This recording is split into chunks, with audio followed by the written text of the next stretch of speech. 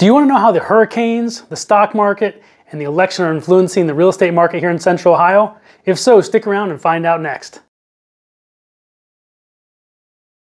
Hey RT family, Ryan Reynolds here with Keller Williams Consultants Realty in your October Greater Columbus Real Estate Market Update.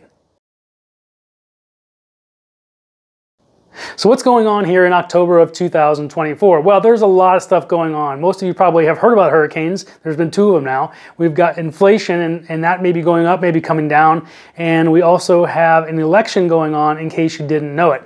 We're going to start with those things, but honestly what we're going to do is we're going to focus on the 3 key statistics that drive our real estate market and really most any real estate market, and that would be inventory. We're going to talk about the mortgage interest rates, and we're going to talk about everyone always wants to know is what is my house worth this month compared to what it was worth last month.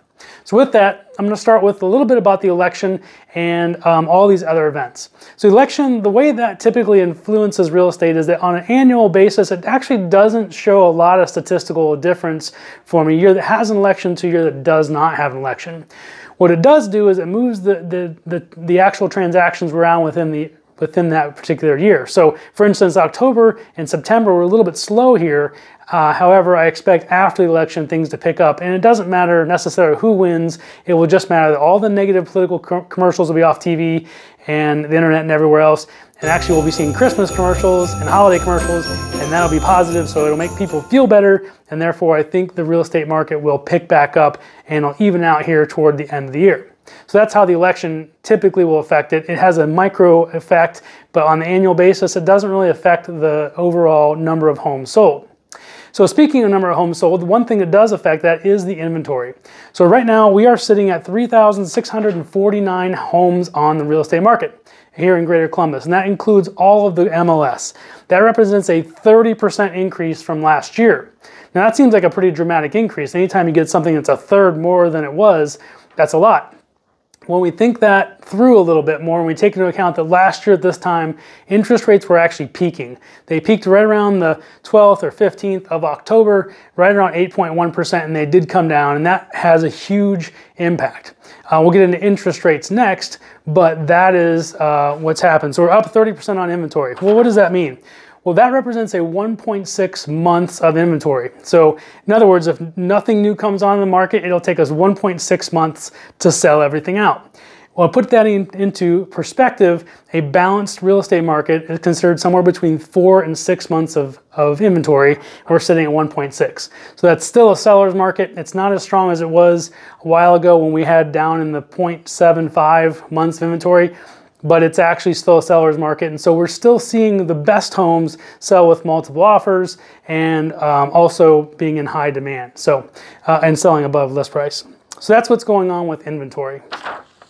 The next thing we're going to talk about are mortgage interest rates, and the story here is not quite as good.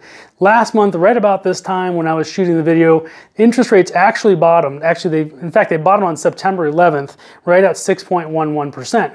Since then, what's happened is we've seen some news stories come out talking about how talking about how the jobs market is done a lot better than they were expecting it to do. So the Federal Reserve, you probably know, cut interest rates 0.5 point about a month or so ago. When they did that, their expectation was that that was going to continue this job market where we're getting less and less jobs on the market, and therefore they would continue their rate cuts. Now with this new information, we're not so sure if they're going to continue the rate cuts, and if they do, at what pace that they'll do that.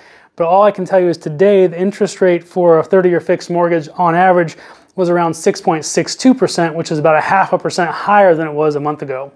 And that represents a pretty big impact to people who are borrowing money, and especially if you're putting a little amount of money down, the larger your loan is, the more that'll impact your payment. So not good news on the mortgage industry front, but we do long-term expect rates to keep trickling down.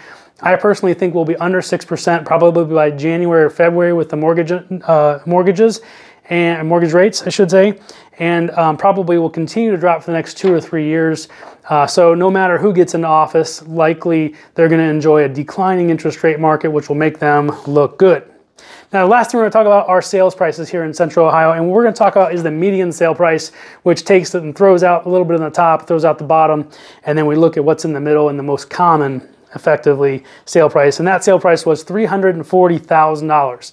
That compared to last year is up 4.7%. So if you want to know how much my house is worth compared to last year, it's about 4.7% more than it was, which is good because on average, the real estate market over time goes up at a rate of about 4%.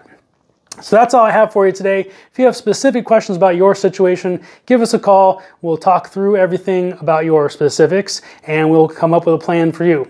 As always, I'm Ryan Reynolds with the Ryan Reynolds team and Keller Williams Consultants Realty. Unlimited opportunities and exceptional experiences.